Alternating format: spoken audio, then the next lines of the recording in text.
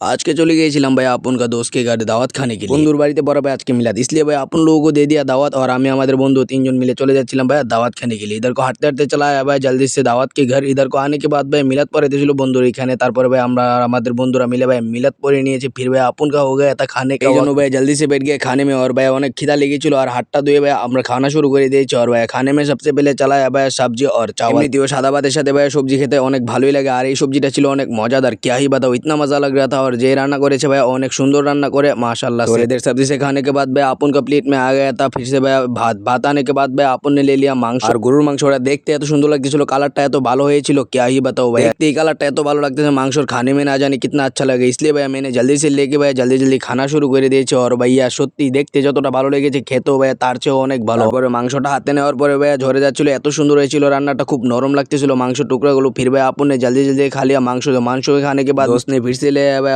মাংস দিয়ে আপন को ভাই জোর করে আমাকে মাংস দিয়ে দিয়েছিল। फिर भाई अपन ने ले लिया ডাল, দিয়েছিল ভাই মাংস আর ডালের কম্বিনেশনটা ছিল জাস্ট ওয়াও, খানে में बहुत अच्छा लग रहा था। যিনি এই খাবারগুলো রান্না করেছিল ভাই ওনার রান্নার হাত মাশাআল্লাহ অনেক ভালো, খাবারগুলো অনেক মজাদার ছিল খেতে। और আমাদের খাওয়া দাওয়া হয়ে গেছিল খতম আর আমি চলে গেছিলাম বাইরে हाथ धुलने के लिए। और बाहर से आके देखा भाई বন্ধু আমার জন্য দই রেডি করে নিয়েছে और আমি দই খেতে খেতে ভাই आज बहुत अच्छा लगा। और आप सभी को आज के लिए करते हैं बाय बाय।